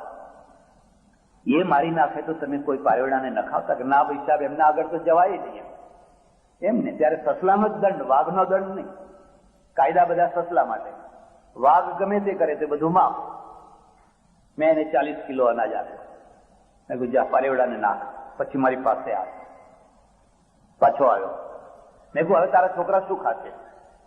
હવે આ તો પારેવડાને નાખ્યું, તારા છોકરા ખાશે શું? મને કે શું કરીએ બાપુ, કુવામાં જઈને પડું એવું મન થાય છે, હું કરું શું હવે? મારે આ કરવું છે. ધર્મે કદી માનવતાની આંખે માણસને જોયો છે? તમે તમારી એક પ્રકારની મતાંધતા, જે તમને વળગ્યું એ બસ એ હોવું છે. પણ કદી માનવતાની આંખે તમે માણસને જોયો છે કે એના ઘરમાં શું દશા છે? આ માણસ ચોરી નહીં કરે તો કરશે શું? આ ધાડ નહીં પાડે તો કરશે શું? આ રાત્રે જઈને કોઈના ખેતરમાંથી ચોરી નહીં લાવે તો કરશે શું? એના ભૂખ્યા છોકરા, એની ભૂખી પત્ની, એ બધાનું કરશે શું? મેં કહ્યું, 40 કિલો જે અનાજ આપ્યું ને એ મારા તરફથી પારેવડાને આપ્યું, આ 20 કિલો તને મળે એ લઈ જા, એ લઈ જા. એક બીજો માણસ આવ્યો, એની પણ એવી ને એવી કંઈક ફરિયાદ. એની એક વીંટી એ એને 40 રૂપિયામાં ગીરો મૂકેલી. મને કે 40 રૂપિયામાં ગીરો મૂકી છે, સારું વરસ આવેલું, તે વીંટી બનાવડાવેલી સોનાની. મેં કહ્યું, લે આ 40 રૂપિયા, તું એ વીંટી લઈ આવ, મારે ત્યાં ભલે પડી હોય, હું એનું વ્યાજ નહીં લઉં, તું જ્યારે તને 40 રૂપિયા આવે ત્યારે આપીને લઈ જજે, અને ત્યાં તું છોડાવી નહીં શકે, એ બધું તારું જવાનું. અને એને મને જવાબ આપ્યો, મહારાજ તમે તો કાલ જતા રહો, ને એ તો અમારું અડધી રાતે કામ કરે, તમે તો કાલે જતા રહેશો. અને આ શેઠ તો અમારું અડધી રાતે કામ કરે. રવિશંકર મહારાજે કહેલું કે આ બનાસકાંઠાને જો ઊંચે લાવવું હોય તો ઉપદેશની જરૂર નથી, એમને ભણાવો. એ ભણશે એટલે આપોઆપ પ્રશ્નોને સમજશે. ત્યાં સુધી પ્રશ્નોને સમજશે. પટેલોની આ જ દશા. કાઠિયાવાડના પટેલો સારી ઘોડી ના રાખી શકે, સારી રજાઈ ના રાખી શકે, સારો ખાટલો ના રાખી શકે, સારું જમવાનું ઘરમાં ના કરી શકે, અને ગમે તેવા કામમાં રોકાયેલો હોય મણની ગાળ ચોપડાવીને વેઠ કરાવે. વેઠ કરવી જ પડે. વેઠ એ આખી જ્ઞાતિને વલ્લભભાઈએ ઉજ્જવળ બનાવી, વલ્લભભાઈએ ધન્ય ધન્ય બનાવી. એક કુળ દીપકનો અર્થ શું થાય છે? આખા કુળની અંદર એક એવો વ્યક્તિ પાકે જે આખી જ્ઞાતિને ગૌરવનું સ્થાન અપાવે, અહીં બેઠેલીને ઊંચે ચડાવી.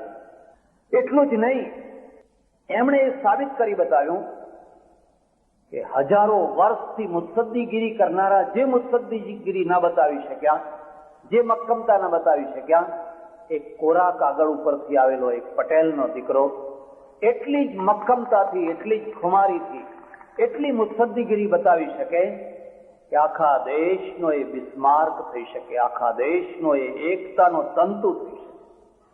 એમણે મેનનને પોતાના સેક્રેટરી બનાવ્યા, અને મેનન કેરાલાના.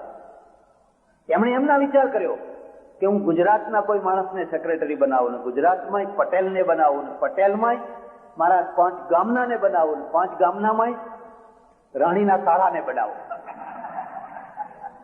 અને જો એ બનાવ્યા હોત તો વલ્લભભાઈ સફળ થઈ શક્યા હોત. એમણે જોયું કે આ મેનન છે ને ICS ઓફિસર, બહુ બહોશ માણસ છે, તમે વીણી વીણીને યોગ્ય માણસોને સાથે રાખો. બસ રાજાનું કામ એટલું જ છે કે સારામાં સારા દિવાનને નિયુક્ત કરે, પછી ઘસઘસાટ ઊંઘે. બસ ઘસઘસાટ ઊંઘો. જરૂર એટલી છે કે તમે યોગ્ય દિવાનની નિમણૂક કરો. અને દિવાનનું કામ એટલું છે કે યોગ્ય ઓફિસરોની નિમણૂક કરે, પછી ઘસઘસાટ દિવાન ઊંઘે. બસ કાંઈ જોવાની જરૂર. પણ રાજાએ ખોટા દિવાનને રાખ્યો, અને દિવાને ખોટા ઓફિસરોને રાખ્યા, અને ખોટા ઓફિસરોએ ખોટા હાથ નીચેના ઓફિસરોને રાખ્યા. હવે બધા હોળીમાં બળ્યા. હવે કદી શાંતિ સ્થાપિત ન થઈ શકે, કારણ કે અયોગ્ય માણસો, એક પોઈન્ટ ઉપર અયોગ્ય માણસો. હવે રાજાની ઊંઘ આરામ, દિવાનની ઊંઘ આરામ, 3 સાંધો ત્યાં 13 સૂતો. 30,000 અંગ્રેજોએ આ દેશ ઉપર કંટ્રોલ કેવી રીતે કર્યો? ઠેઠ કાબુલથી લઈને રંગૂન સુધી, અને લાસાથી લઈને લંકા સુધી, કોલંબો સુધી, આ 30,000 અંગ્રેજો ઓછામાં ઓછા માણસોથી, ઓછામાં ઓછી પોલીસથી, ત્યારે SRP નથી, CRP નથી, ખાલી પોલીસ જ હતી. ને પોલીસે નાના પોલીસ સ્ટેશન, પણ એ પોલીસે બધી ઘસઘસાટ ઊંઘતી હોય. બસ કોઈ ના પકડે બકરી નો કાન, એવું એક છે ને કવિતા છે ને, હરખ હવે તું કાળા કેર ગયા કરનાર, એ ઉપકાર ગણી ઈશ્વરનો, હરખ હવે તું હિન્દુસ્તાન. અંગ્રેજો ભલે ગયા, પણ અંગ્રેજો પાસેથી શીખવા જેવી 2 વસ્તુ હોય. એક તો એનું વહીવટી તંત્ર, અને બીજું એની મુત્સદ્દીગીરી, એની કાબેલિયત, એનું શાણપણ. અને આ 2 માંથી આપણે એકે ન શીખ્યા. વલ્લભભાઈની વાત ઉપર પછી આવો. રાજતંત્રનો બીજો જે આધાર છે એનું નામ છે અર્થતંત્ર. તમારામાંથી કોઈ વૃદ્ધ માણસો હોય ને 1947 તમને ખબર હોય તો 1947 વર્ષમાં કેન્દ્રીય બજેટ 64 કરોડ રૂપિયાનું છે. ખાલી 64 કરોડ. અત્યારે એકલા વડોદરાનું બજેટ 1 અબજ ઉપર પહોંચ્યું હશે, 100 કરોડ ઉપર કદાચ પહોંચ્યું હશે. ત્યારે આખા દેશનું બજેટ માત્ર 64 કરોડ. એ 64 કરોડમાં મિલિટરી માટે કેટલા હશે? અને છતાંય વ્યવસ્થા હતી તો ભારત ઉપર કોઈ આંખ ઉપાડી શકતું નથી. આજે ભારતનું બજેટ 12 ખરબ જેટલું પહોંચ્યું. કેટલું? 12,000 કરોડ, 12 ખરબ રૂપિયા જેટલું પહોંચ્યું. અને છતાંય સીમાડાએ અસુરક્ષિત છે ને અંદરના ભાગો અસુરક્ષિત છે નહીં. અરાજકતા જ અરાજકતા, અરાજકતા જ અરાજકતા, અરાજક. 64 અને 12,000 કરોડ બેનું કોઈ ગણિત કાઢી શકાય એમ કેમ? ભારત જયારે આઝાદ થયું ત્યારે આપણે અર્થતંત્રની બાબતમાં બહુ નાના બાળક હતા. આપણા પાસે એક જ ધૂન હતી, એક જ ધૂન હતી, દેશ આઝાદ થવો જોઈએ, દેશ આઝાદ થવો જોઈએ, દેશ આઝાદ થવો જોઈએ.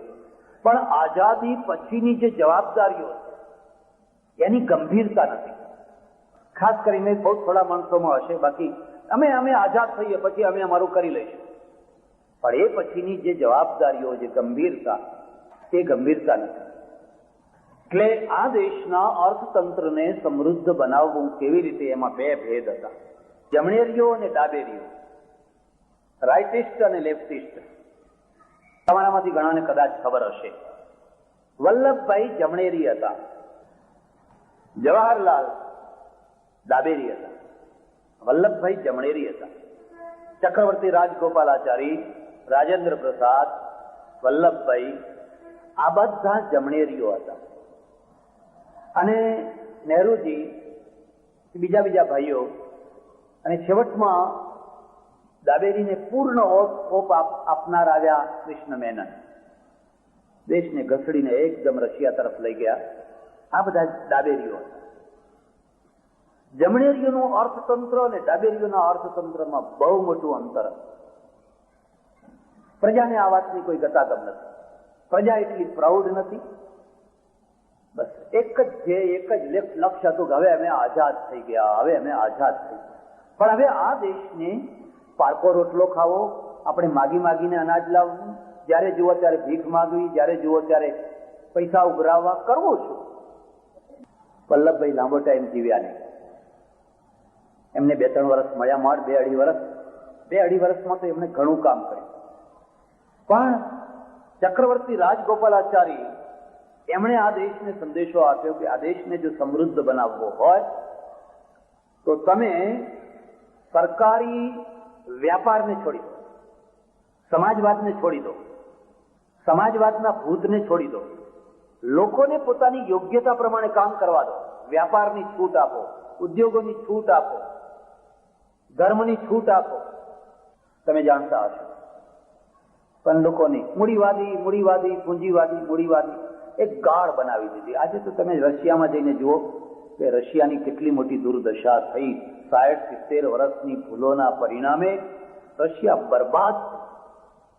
અને ભારતને સિંગાપુર જેવું નાનું સરખું એક નગર, એ નગર રાજ્ય મુંબઈ જેવું, એ સિંગાપુર ભારતને મદદ કરે. આજે આપણે ત્યાં ધક્કા ખાઈએ છીએ.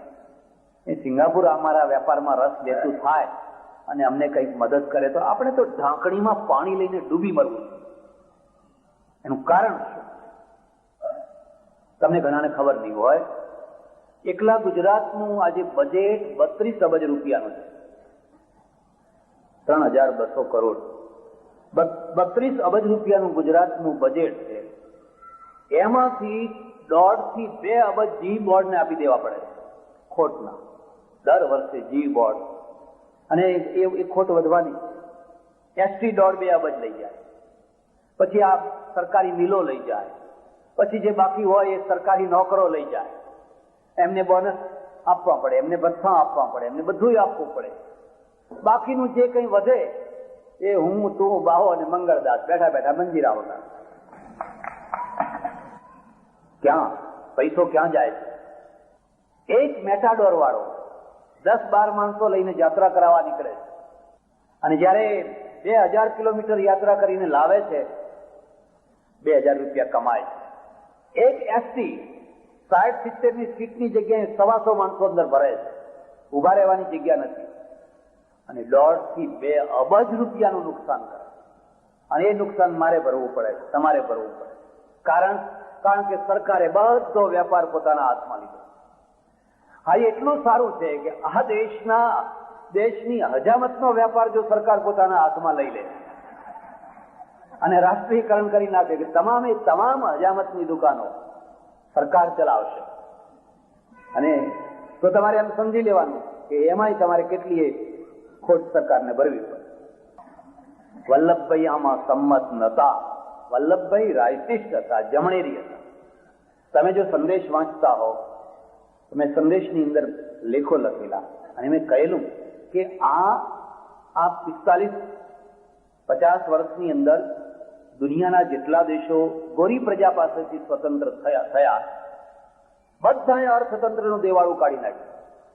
બધાએ થોડીક પીળી પ્રજાને બાદ કરીએ તો. એ પીળી પ્રજા એટલે જાપાન, કોરિયા, તાઇવાન, હોંગકોંગ, આ થોડી પીળી પ્રજા. અને એટલા માટે એ પ્રજા એમના સાથે એમના માર્ગે ચાલવા લાગી, જમણી રીતે. હું તો કોરિયા બધે જઈ આવ્યો, ત્યાંના નગરો જુઓ તો યુરોપને ભૂલી જવા એવા નગરો છે.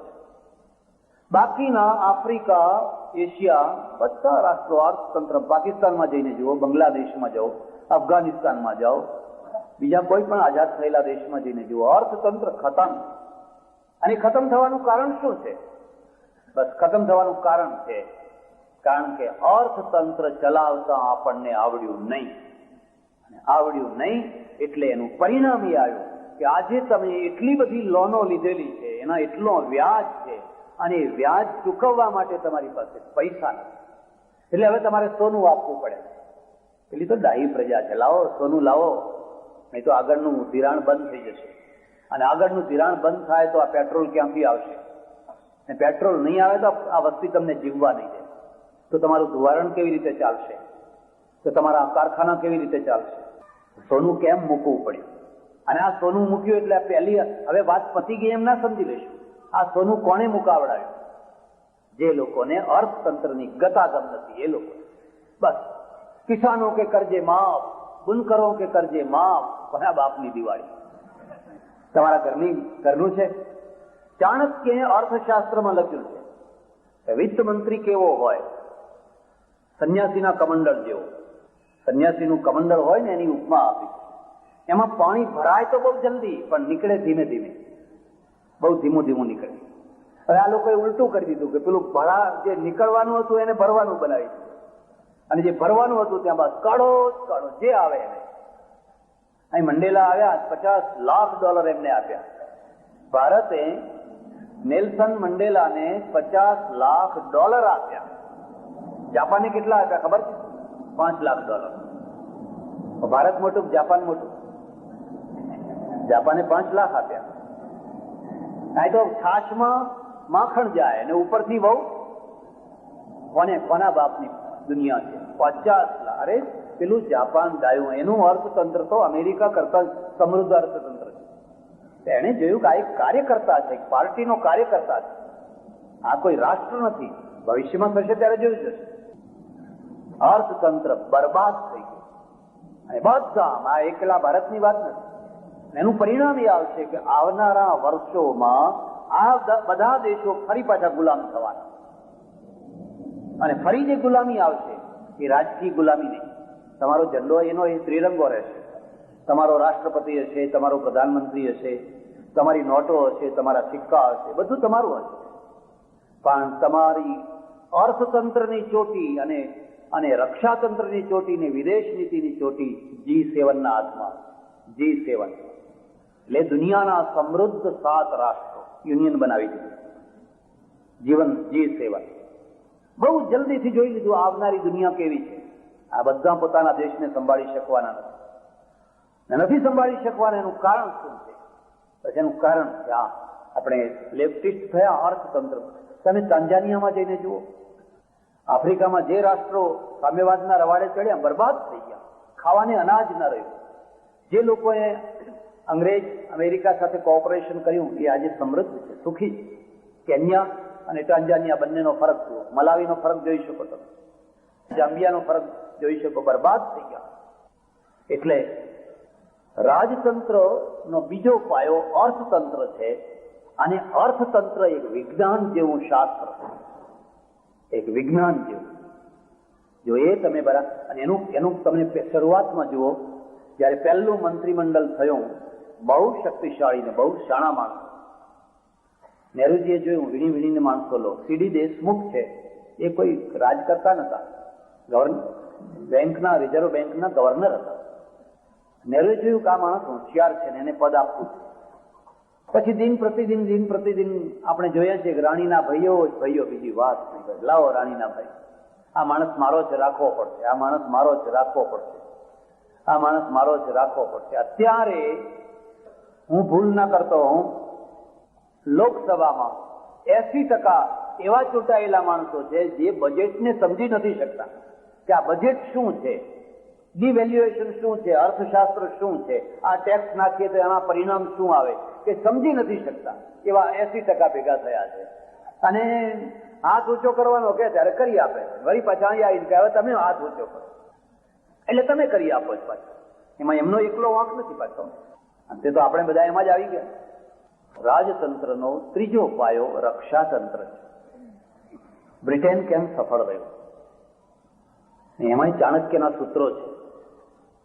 પહેલું સૂત્ર છે, તમારી પાસે સશક્ત મિલિટરી હોવી જોઈએ, અને એવી હોવી જોઈએ કે તમે ગમે ત્યારે યુદ્ધ કરવા તૈયાર હો.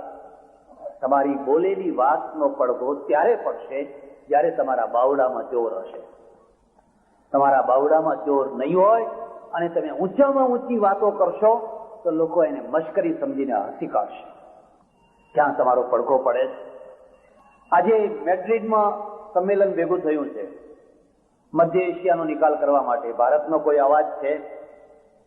ઇઝરાયલ એટલે વડોદરા જિલ્લો, અને ઇઝરાયલ આજે ખુમારીથી બેઠો છે અને બધાને કહે છે કે તમારે આ માનવું પડશે, તમારે આ માનવું પડશે, તમારે આ માનવું પડશે. 25 લાખની વસ્તી આજે 40 લાખ સુધી વસ્તી પહોંચી. એ 40 લાખની વસ્તી રણની અંદર જે સતત પહેલા દિવસથી લડતી રહી છે, અને લડાઈ અને સમૃદ્ધિ બે સાથે ચલાવી, નંદન વન બનાવી દીધું. એ વસ્તી આજે ખુમારીથી બેઠી છે. એ કાશ્મીરની ભીખ નથી માંગતી. હવે તમે કાશ્મીરમાં દખલ ન કરો તો સારું. હવે પડોશી તરીકે અમે તમને ક્યાં સુધી પ્રાર્થના કરીએ. આજે ખુમારીથી, અને આરબો આજે નીચું ઘાલીને બધા બેઠા છે. એ આરબો કહેતા હતા ઇઝરાયલનો નાશ કરો, ઇઝરાયલનો નાશ કરો, ઇઝરાયલનો નાશ કરો. બધા ચૂપચાપ બેઠા. એનું કારણ તમે જાણો છો? એનું કારણ છે બાવડાનું જોગ. અને રાજતંત્ર એ સંતોનું તંત્ર નથી કે આપણે ભેગા થઈને બ્રહ્મની ચર્ચા કરીએ, પરલોકની વાત કરીએ, મોક્ષની વાત કરીએ, ક્ષમાની વાત કરીએ, દયાની વાત કરીએ. નિઝામને ઘણા સમજાયા, ખૂબ પ્રયત્ન કર્યા. કાસિમ રઝવીએ આંધ્રપ્રદેશ નિઝામમાં હાહાકાર મચાવી દીધો. વસ્તી બહુ જલ્દી બધું ભૂલી જતી હોય છે, બહુ જલ્દી. એને રજાકારો એવા પેદા કર્યા કે હિન્દુઓનું જીવવું મુશ્કેલ થઈ ગયું. આ બધી વસ્તીને ભગાડી દીધી. આખા નિઝામ હૈદરાબાદ સ્ટેટમાંથી હિન્દુઓને ભગાડી દીધો. જુલમ ઉપર જુલમ, અત્યાચાર ઉપર અત્યાચાર. ત્યારે હવે બે જ વસ્તુ છે, તમને ઘણાને ખબર નહીં હોય. પોર્ટુગીઝ છે ને, પોર્ટુગીઝની પાસેથી ગોવા 5 અબજ રૂપિયાનું ખરીદવા એ તૈયાર થયેલા. નિઝામની પાસે કોઈ બંદર નથી, અને જો એને એક રાષ્ટ્ર તરીકે જુદું જીવવું હોય તો એને બંદર જોઈએ. પોર્ટુગીઝ સાથે એ જમાનામાં એને વાતો ચલાવેલી કે આ ગોવાનું બંદર અમને આપો, 5 અબજ રૂપિયા તમને આપે. તુર્કસ્તાનથી કે પાકિસ્તાનથી જો અમારી મદદ આવે તો આવે ક્યાંથી આવે? ત્યારે તરફ તો ભારત. આ પરિસ્થિતિમાં જે આપણી પાસે જે થોડી ઘણી મિલિટરી જે કંઈ હતું, એ મિલિટરી બહુ મહત્વની વસ્તુ નથી. મહત્વનો નિર્ણય છે, તમારી નિર્ણય શક્તિ છે, તમારું આત્મબળ. અને ગૃહમંત્રી તરીકે વલ્લભભાઈએ નિર્ણય લીધો મારે નિઝામ લેવું છે, બીજો કોઈ રસ્તો નથી. ચારે તરફ માણસો ગોઠવી દીધા, બધું આખું આયોજન કરી દીધું, અને જિન્ના સાહેબ મરી ગયા. નહેરુ છે ને એમણે કહ્યું કે ભાઈ હવે આપણે આ કામ કરીએ એ સારું નહીં, લોકો આપણને શું કહે છે. હવે આ ભાઈ સાહેબ હંમેશા લોકો આપણને શું કહે છે એમાં ને એમાં. અને આમનો ધ્યેય શું હતો કે આપણી આવનારી પ્રજા આપણને શું કહે છે એ જુઓ. આપણી આવનારી પ્રજા આપણને શું કહે છે. નહેરુજીએ સમજાવવાનો પ્રયત્ન કર્યો, આપણે 15-20 દિવસ મહિનો રોકાઈ જાઓ, આ બધો ખળખળો થઈ જાય પછી કંઈક કરીએ. વલ્લભભાઈએ એમની ચરોતરી ભાષામાં કહેલું કે હું એને થોડો કહેવા ગયો તું મરી જશે, હું મારું કામ નહીં રોકું.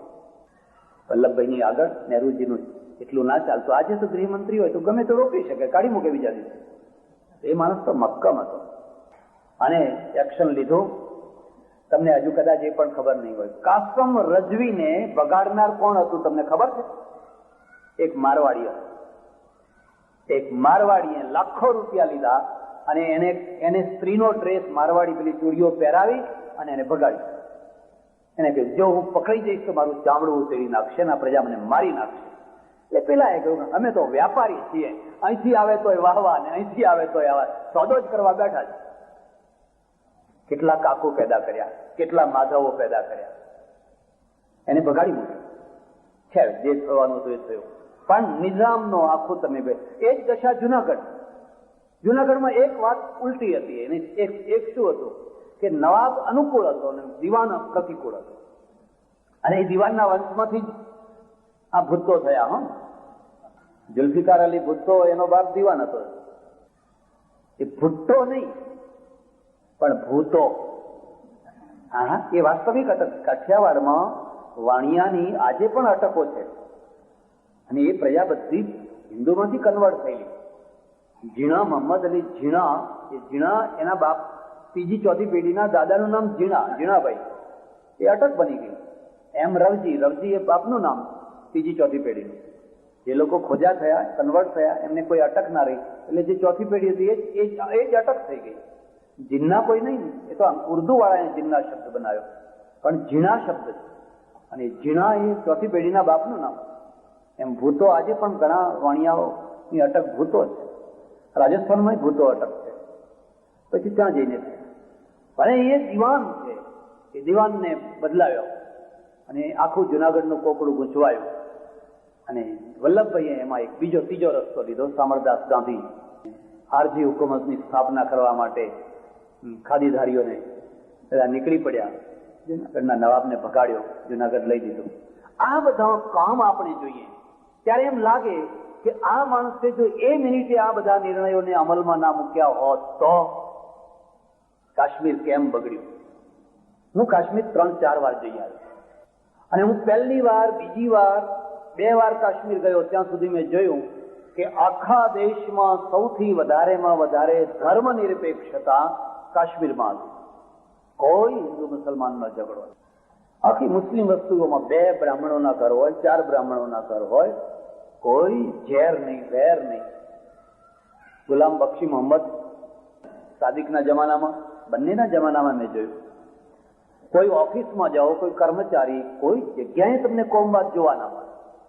સારામાં સારું સ્ટેટ. પણ આપણે આપણા લક્ષણો ત્યાં અજમાવ્યા અને જે પંજાબ ને કાશ્મીર આ બંનેને આપણે આપણી અયોગ્યતાથી સળગાવ્યું. હવે એવું સળગાવ્યું છે. હવે એની વાત જ કરવી મુશ્કેલ છે. કાશ્મીરમાં તમે હારી જવાના. કેમ હારી જવાના એનું કારણ છે. તમારા 10,000 રૂપિયા ખર્ચાય છે ત્યારે પાકિસ્તાનનો 1 રૂપિયો ખર્ચાય છે. આ 1,000 ને 10,000 ની લડાઈ. અને પાકિસ્તાન જો ડાયું હોય ને તો કદી લડાઈ ના કરે, લશ્કર ના મોકલે કદી. જેમ ગાંડું હોય તો જ લશ્કર મોકલે. કારણ કે અત્યારની લડાઈમાં એને માત્ર એક જ કામ કરવાનું છે.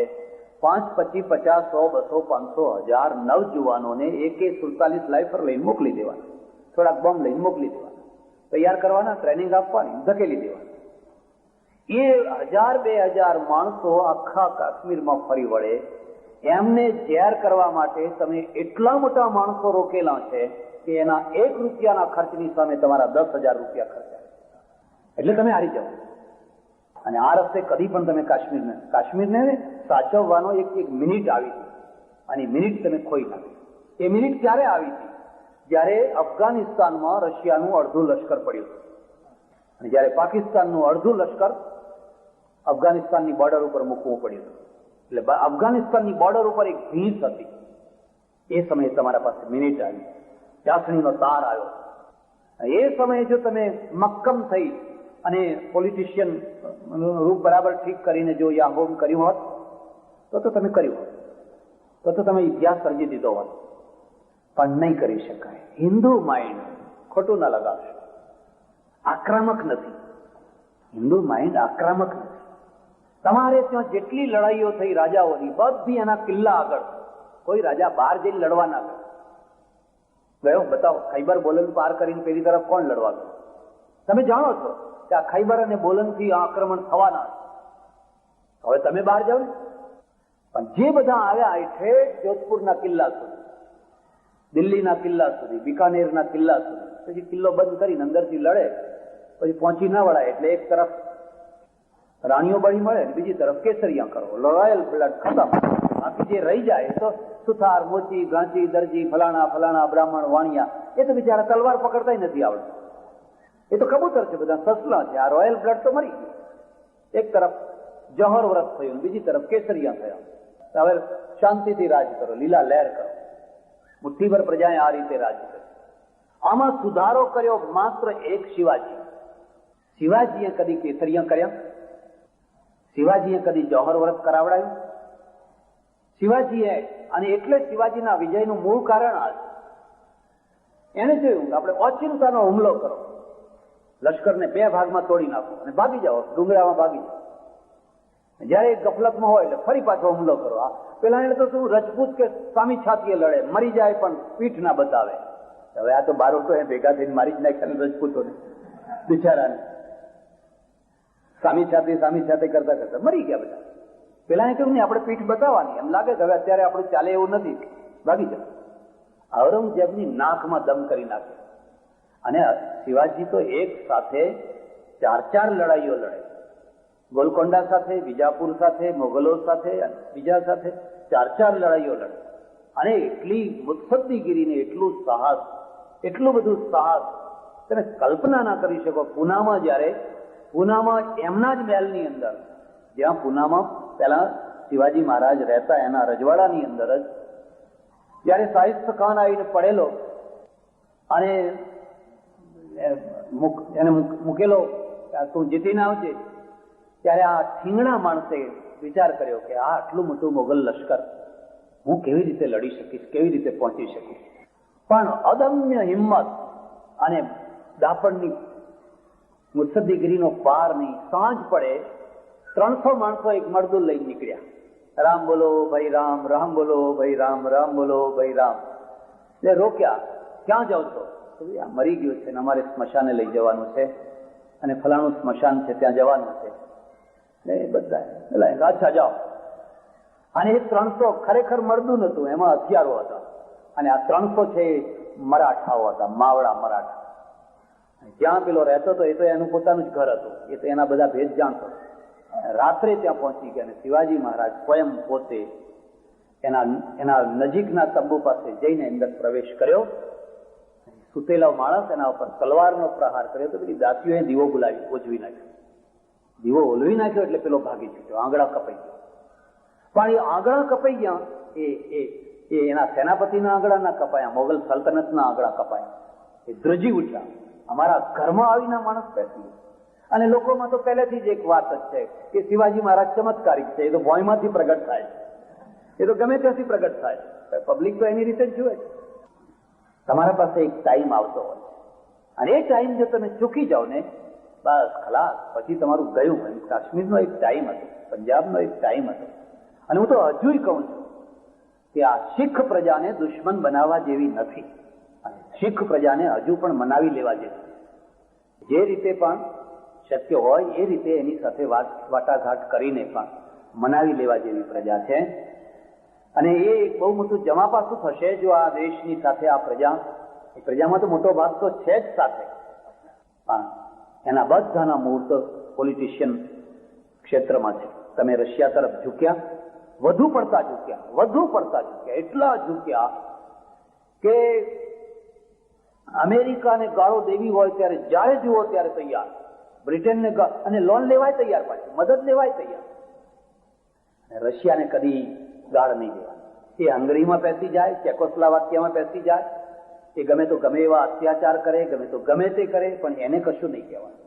એટલે પેલા લોકોએ સમજી લીધું કે આ પણ છુપા સામ્યવાદી છે, અને આ છુપા સામ્યવાદી છે એમને હવે આપણે સતાવો, અને સતાવવા માટે શું છે, એમના ત્યાં અશાંતિ ઊભી કરો. એ અશાંતિ ઊભી કરવાના આ પ્રયત્નો, એ જો તમે ન એના સાથે પશ્ચિમી રાષ્ટ્રો સાથે જો મૈત્રી રાખી હોત તો આ દશા ના થઈ. આના મૂળ તો પરદેશમાં છે. પરદેશના મૂળ તમારી વિદેશ નીતિમાં છે. તમારી વિદેશ નીતિ જો બરાબર હોત તો આ દશા ના થઈ. વલ્લભભાઈની અંદર આ કાબેલિયત હતી.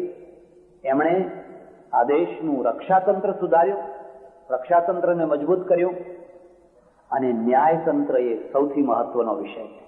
સજ્જનો, હું તમારો વધારે સમય નહીં લઉં. મારે જે વાત કરવાની છે મુદ્દાની એટલી જ છે. વલ્લભભાઈની સ્મૃતિ દર વર્ષે આપણે 31મીએ કરીએ છીએ, અને જીવન એક સાયકલ છે. એક સાયકલ છે, એને બે પેડલ છે, અનુભૂતિ અને સ્મૃતિ. અનુભૂતિ અને સ્મૃતિ. એક પેડલ અનુભૂતિનું છે, બીજું સ્મૃતિનું છે. તમારો આજનો જે અનુભવ છે એ કાલની સ્મૃતિ છે. તમારી પોતાની સ્મૃતિ તમારા માટે સુખદાયી હોય તો તમે જીવન ધન્ય કરી ચૂક્યા છો. તમારા સંપર્કમાં આવનારા છે એમની સાથેનો અનુભવ એ પોતે ધન્ય થતા હોય કે વાહ, વલ્લભભાઈની સાથે 2 વર્ષ કામ કરવાનું થયું, પણ બહુ મર્દ માણસ હો તો તમે ધન્ય થયા. અને એટલું યાદ રાખજો કે અનુભૂતિ પછી સ્મૃતિ છે જ. મારી સ્મૃતિ હું મૂકવાનો છું, તમારી સ્મૃતિ તમે મૂકવાના જ છો. એ કડવી હશે કે મીઠી હશે, એ પ્રેરણાદાયી હશે કે વિનાશદાયી હશે, એ તો સૌએ સમજવાનું છે. પણ પ્રજાનું માપ એના આધારે નીકળતું હોય છે, પ્રજા કોને યાદ કરે છે. જેમ મનુભાઈએ કહ્યું એમ શરૂઆતમાં, વલ્લભભાઈની સ્મૃતિ માટે જે જગ્યાએથી જેટલા પ્રયત્નો થવા જોઈએ એટલા પ્રયત્નો થતા નથી, અને છતાં સ્મૃતિ રહે. બીજા એવા ઘણા લોકો છે જેની સ્મૃતિની પ્રજાને કંઈ પડી નથી, પણ ટીવીમાં જયારે જુઓ ત્યારે એ જ માથા માર્યા કરતા હોય. હું તો ઘણી વાર કહું કે આ ટીવીમાં બેડોળ ચહેરાઓ જોઈ જોઈને ત્રાસ છૂટે છે. એટલું બધું સરકારીકરણ કરી દીધું છે કે મંત્રી આવવાના હોય ત્યાં જ ટીવી વાળા જાય. આ સભામાં ટીવી નહીં આવવાના, કારણ કે કોઈ મંત્રી નથી, આ સમાચાર જ નથી. કોઈને કોઈ મંત્રી હોય એટલે મંત્રીના ત્યાંનો એક સમાચાર પહોંચી જાય કે આજ ફલાણી મંત્રી જવાના છે, એટલે ટીવી વાળા પેલું મોટું લટકાઈને પહોંચી જાય. અને મારે તો ઘણી વાર જવાનું થાય તો હું જોઉં કે એને કશી કોઈની પડી ના હોય, મંત્રી ઉભા થાય એટલે એમનું આમ કરી ચાલતો થાય. એને સભામાં રસ નથી, સભામાં શું બોલાય એનો રસ નથી, એને માત્ર એક. હવે આ બધા એટલે એનો એક જ અર્થ હોય, ગુજરાતના સમાચારો જયારે બતાવવામાં આવે ત્યારે તમારે જોવાનું કોઈને કોઈ મંત્રી હોય એ જ સમાચાર બને. અને આમાંના ઘણા ચહેરા તો હવે ત્રાસદાયી થઈ ગયા છે. હે ભગવાન, હનુમાનજીને તેલ ચડાવીએ, શનિવાર ભરવા પડે તો શનિવાર ભરીએ, તેલ સિંદૂર ચડાવીએ, પણ હવે આ ચહેરાઓથી છુટકારો આપ પ્રભુ, હવે દયા કર. ક્યાં સુધી આ ચહેરાઓ અમારે જોયા? જે ચહેરાઓમાં પ્રેરણા નથી, જેમને જોઈને આપણને આહલાદ ના છૂટે, જેમને જોઈને આપણને ખુમારી ના થાય, એને શું કરવા છે? એટલે વલ્લભભાઈની સ્મૃતિ માટે જોઈએ એવા પ્રયત્નો નથી થયા. પણ અમારે ત્યાં 2 પ્રકારના મહાદેવ હોય. એક સ્થાપિત મહાદેવ હોય ને એક સ્વયંભૂ મહાદેવ હોય. એને જ્યોતિર્લિંગ કહેવાય. ખ્યાલ આવે છે? એ સ્વયંભૂ હોય. વલ્લભભાઈ સ્વયંભૂ જ્યોતિર્લિંગ છે. અને પેલા જે સ્થાપિત છે ને એ બધા પાછા ઉખડી જાય. આજ સ્થાપન, કાલ ઉખડી જાય. આજ હોય ને કાલ નાય હોય, કારણ કે આ તો સ્વયંભૂ છે. તે આજના દિવસે એમની સ્મૃતિમાંથી આપણે આ દેશના રાજતંત્રના 4 પાયાઓને સુદૃઢ કરવાની પ્રેરણા. યાદ રાખજો, જો તમે સ્વતંત્ર હશો તો તમારો ધર્મ, તમારી સ્વાધીનતા, તમારી વિચારસરણી બધું જ હશે. પણ જો તમે પાછા ગુલામ થયા કોઈને કોઈ રીતે તો આ બધું ખોઈ બેસશો. એટલે રાજતંત્ર એ પ્રજાના સુખની કરોડરજ્જુ છે, પ્રજાના દુઃખની પણ કરોડરજ્જુ છે. એના 4 પાયા. પહેલા વહીવટનો પાયો. અહીંયા કોઈ વહીવટી ઓફિસરો બેઠા હોય હું એમને હાથ જોડીને પ્રાર્થના કરું છું, ભલા થો. તમે કોઈ કોમના છો એ ભૂલી જાઓ, તમે કોઈ ખાસ વર્ગના છો એ ભૂલી જાઓ. તમે માત્ર વહીવટ કરવા બેઠેલા છો. તમે ન્યાયાધીશ છો તો માત્ર ન્યાય આપવા બેઠેલા છો. તમે જ્યાં છો ત્યાં જો આ વાત નહીં કરવામાં આવે તો તમારા હાથે, મારા હાથે આ દેશ બરબાદ થઈ જાય. વલ્લભભાઈ પાસેથી આ આપણે સૌએ શીખવાનું છે. આ ચારે ચાર પાયાઓ મજબૂત થાય, વહીવટી તંત્ર સુધરે, એટલું સુધરે કે આપણને એમ કહેવાનું મન ના થાય કે આ કામ કરાવવું છે તો આટલા પૈસા લઈ જજો ને, આ કામ કરાવવું છે તો આટલા પૈસા લઈ જજો ને, એવું ના કહેવાનું મન થાય. આપણું રક્ષાતંત્ર સુધરે, આપણું ન્યાયતંત્ર સુધરે, આપણું અર્થતંત્ર સુધરે. મને એમ લાગે છે